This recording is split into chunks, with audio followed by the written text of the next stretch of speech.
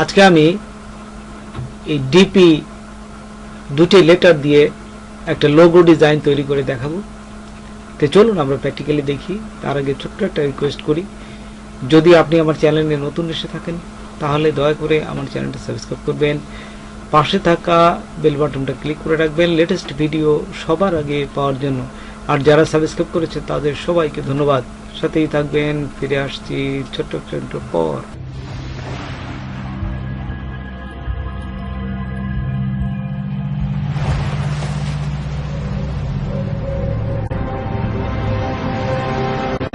তো প্রথমে দেখুন, আমি এই যে ফাইলে যাবেন, তারপর নিউতে আসবেন। নিউতে আসার পরে এখান থেকে 1000 বাই 1000 পিক্সেল নেবেন। তারপর ঠিক নিচে যদি আসি, আমরা এখানে দেখবেন যে 300 ডিপিআই এবং 8 জিবি, অবশ্যই কালার মোড হবে 8 জিবি। তারপরে ক্রিয়েট ডকুমেন্ট, এখানে ক্লিক করবেন। ক্লিক করার সাথে সাথে আমাদের ডকুমেন্টটা তৈরি হয়ে গেল। ঠিক এখন আমরা এই টিতে ক্লিক করবেন, এই যে টুলবার টিতে ক্লিক করার পরে আমরা যে লেটার দিয়ে লোগোটা তৈরি করব সেই লেটারটা লিখব ডিপি। দেখুন ডিপি লিখলাম। তারপর সাইজটা বড় করে নেবেন এবং এই ডিপিটাকে আমরা একটা ফন্ট দিব। আমরা এই মনসিরাত এই ফন্টটা দেব, খুবই পপুলার একটা ফন্ট। এই লোগো ডিজাইনের ক্ষেত্রে বিভিন্ন জায়গায় ব্যবহার করা হয়। দেখুন এখানে দেওয়ার পর, এই মনসিরাত দেওয়ার পর এখান থেকে আমরা এই যে সেমি বলটা ক্লিক করলাম। আচ্ছা, এখান থেকে আমরা রাইট মাউসটা ক্লিক করে দেখুন ক্রিয়েট আউটলাইন তৈরি করব। তারপর এখান থেকে আনগ্রুপ করব, রাইট মাউস ক্লিক করে আনগ্রুপ করে এই পিটাকে সরাই দেব। আসলে এই পিটা আমরা নিব না, এই পি। তো দেখুন এই ডিটাকেই আমি জাস্ট ঘোরায় পি বানাই দিব। তো এই ডিটাকে প্রথম দেখুন এখান থেকে যখনই আমরা এই যে হরিজেন্টাল দিব তখন এই জাস্ট পি আকার হবে। ঠিক এই অবস্থায় ওকেতে ক্লিক করলাম। ক্লিক করে আপনারা সমান করে নেবেন। যদি সমান না হয় আপনারা দেখে নেবেন, এবং অথবা লাইন টেনে আপনারা সমান করে নেবেন। তো দেখুন এখান থেকে আমি একটা লাইন টান দিয়ে দেখুন সমান করে নিচ্ছি। আপনারা সমান করে নেবেন। যদি একটু উঁচা নিচে হয়, জাস্ট একটু কিবোর্ডের সাহায্যে অ্যারো কি চিহ্ন দিয়ে আপ অ্যারো বা ডাউন অ্যারো দিয়ে এটা সমান করে নেবেন। এই যে আমি দেখুন এখানে সমান করে এই লাইনটাকে আবার মুছে দিলাম। ক্লিক করার পর এখানে আমি জাস্ট ক্লিক করে শিফট চেপে ধরবেন। শিফট চেপে ধরে এই লাইনটা আঁকলাম। ঠিক এই অবস্থায় দেখুন সমান, কিন্তু শিফট চেপে ধরবেন, শিফট ছাড়া যাবে না। তারপর একদম এই পির উপরে রেখে, পির উপরে রাখার সাথে সাথে দেখুন একটা আমরা সোজা একটা পয়েন্ট পাবো। ঠিক এই অবস্থায় শিফট চেপে ধরে আপনারা সোজা টান দিবেন, সোজা শিফট চেপে ধরবেন, তারপরে সমানভাবে এই ধরনের হবে। তো দেখুন এটি হওয়ার পরে আপনারা অল্ট চেপে ধরবেন। অল্ট চেপে ধরে এই ডান পাশের অংশটা কেটে দেবো। তারপর জাস্ট এই যে নিচের পির নিচের অংশে আমি এখানে জাস্ট ক্লিক করার পর শিফট এবং অল্ট চেপে ধরবেন। অল্ট চেপে ধরে বাম পাশে টান দিবেন, তাহলে সমানভাবে চলে আসবে। ঠিক এই অবস্থায় আমি দেখুন এই ডিতে আসব। এখন ডির শেষ মাথায় আসে সমান যে অংশটা পাবো, ঠিক এই অবস্থায় শিফট চেপে ধরবো। শিফট এবং অল্ট চেপে ধরে এই যে এইখানে দেখুন সমান। এখন দেখুন ডির এই নিচের অংশে আমি শিফট চেপে ধরে যখন টানবো দেখুন এখানে একটা সমান অংশ চলে আসবে। ঠিক এই অবস্থায় এখান থেকে অল্ট চেপে ধরে এই বাকি অংশটা মুছে দেবেন। আচ্ছা, মুছে দেওয়ার পরে জাস্ট তারপরে উপরের অংশে দেখুন ডির যে উপরের অংশে এখানে জাস্ট ক্লিক করে আমি সমান মাপটা করে নিলাম।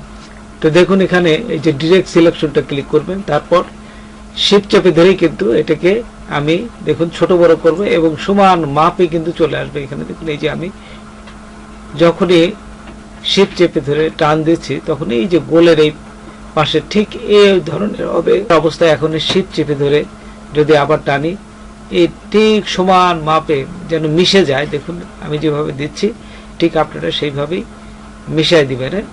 ঠিক ধরুন মিশাই দিবেন। আচ্ছা, দেওয়ার পর যখন দেখুন যে এই যে গোল মিশে গেছে এবং ঠিক এই অবস্থায় একটা কালার দিবেন। হ্যাঁ, এই অবস্থায় আমি একটা কালার দিলাম। এই যে কালার দেওয়ার সাথে সাথে দেখুন কালার হয়ে গেছে। সিলেক্ট থাকা অবস্থায় অবজেক্ট, তারপর নিচে চলে যাব আমরা, দেখুন পাথ এবং অফসেট পাথ, এইখানে ক্লিক করবেন। ক্লিক করার সাথে সাথে দেখুন আমরা 5 দিব, 5 পিক্সেল। তারপর ওকেতে ক্লিক করার সাথে সাথেই এখানে একটা কালার হয়ে যাবে। ঠিক এই অবস্থায় আমরা এই যে দেখুন ব্যাকগ্রাউন্ডে আমরা ফিল এবং স্টক, আমরা স্টকে এটা কনভার্ট করলাম। তারপরে এখন দেখুন এই পেন টুলের আমরা অ্যাড পেন টুল যেটা, এটি দিয়ে এখানে অ্যাড করলাম কিছু অংশ। এই যে এখানে দেখুন এই কালো অংশের সাথে যেন না মেশে সেই জন্য একটু সরাই নিব এবং আবার পেন টুল নিয়ে এই যে ডিলেট, যেটা ডিলেট কি চাপ, ডিলেট পেন টুল চাপ দিয়ে এখান থেকে এই যে কমায় নেব। এই যে কালো অংশ না হয়ে জাস্ট লাল অংশটুকু এই অংশে চলে আসবে। আচ্ছা, আমাদের এই পাশেও ঠিক একই অবস্থা। দেখুন এই যে ছোট করে নিলাম। আচ্ছা, নেওয়ার পর এখন আমরা দেখুন এখান থেকে মুভ টুল ক্লিক করে সবগুলো সিলেক্ট করব, এটা করব। তারপর ডি এবং পি দুটি সিলেক্ট করব। সিলেক্ট থাকা অবস্থায় আমরা পাথ ফাইন্ডারে চলে যাব। যদি এখানে আপনাদের পাথ ফাইন্ডার না থাকে সেই ক্ষেত্রে অল্ট শিফট F9 দিবেন। তারপরে যে ডিভাইডারে ক্লিক করলাম, তারপরে রাইট মাউস ক্লিক করে আনগ্রুপ করে দিলাম। আনগ্রুপ করার পরে এখন দেখুন আনগ্রুপ হয়ে গেল।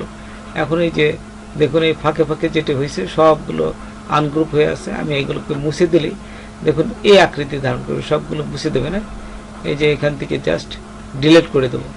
এই যে আমরা একটা করে ধরবো এবং যেহেতু এটা আনগ্রুপ হয়ে গেছে এটা এক একটা মুছে যাবে। এই যে ঠিক এই অবস্থায় সিলেক্ট আমরা যদি একটা একটা করে মুছি তাহলে দেখবেন যে এইগুলো সব সুন্দর একটা অংশে ডিভাইডেড হয়ে গেছে। তারপর এই যে গোলের অংশেও একটা স্পট আছে, ঠিক এই স্পটটাও এখানে মুছে দেবেন। মানে এই পাশে সিলেক্ট করে মুছে দেবেন এবং এই পাশে এই ডিরও এই পাশে আরেকটা অংশ আছে, ওটা মুছে দেবেন। আচ্ছা, দেখুন এখানে সুন্দরভাবে হয়ে গেছে। তারপর সবগুলোতে যদি একটা কালার দিতে চান তা কালার দিলেই আপনার একটা কালার হয়ে যাবে। আর এখানে তারপর সবগুলোকে সিলেক্ট করব। সিলেক্ট থাকা অবস্থায় পাথফাইন্ডারে এসে আমরা এই যে ইউনিট করে দেবো। ইউনিট করে দিলে সব এক কালারে হয়ে যাবে। তারপর দেখুন কোনো অংশটা যদি বড় থাকে, ছোট বড় থাকে, দেখা গেল পি এবং ডির মাথা যদি ছোট বড় থাকে সেই ক্ষেত্রে কি করবেন, একটু বড় করে সমান ভাবে কাটা যায় কিভাবে সেটা আমি আপনাদের দেখাচ্ছি। এটা প্রথমে আনগ্রুপ করে নিয়ে দেখুন এই যে এইখানে ডাইরেক্ট সিলেকশন টুল দিয়ে আমি দুই পাশে শিফট চাপে ধরে ডাইরেক্ট সিলেকশন থাকা অবস্থায় ক্লিক করলাম। তারপরে এই কিবোর্ডের সাহায্যে ডাউন অ্যারো দিলে এটা বড় হবে। তারপর রেক্টেঙ্গুলার দিয়ে আমি এগুলো সমান মাপে সিলেক্ট করলাম। এই রেক্টেঙ্গুলার এবং উপরের পি অংশটাকে সিলেক্ট করলাম। সিলেক্ট থাকা অবস্থায় ওই যে এখানে যায় দেখুন মাইনাস করে দিলাম, ওই যে পাথফাইন্ডারে যায় মাইনাস করে দিলাম। এইভাবে আপনারা সমান মাপে করে নিতে পারেন। তো বন্ধুরা, আজকে এ পর্যন্তই। নতুন কোনো ভিডিও নিয়ে আবার আপনাদের সাথে হাজির হব। যদি আমার ভিডিওটা আপনাদের ভালো লাগে বা কোনো উপকারে আসে তবে অবশ্যই সাবস্ক্রাইব করবেন আর বন্ধুদের মাঝে শেয়ার করবেন। ধন্যবাদ সবাইকে। আল্লাহ হাফেজ।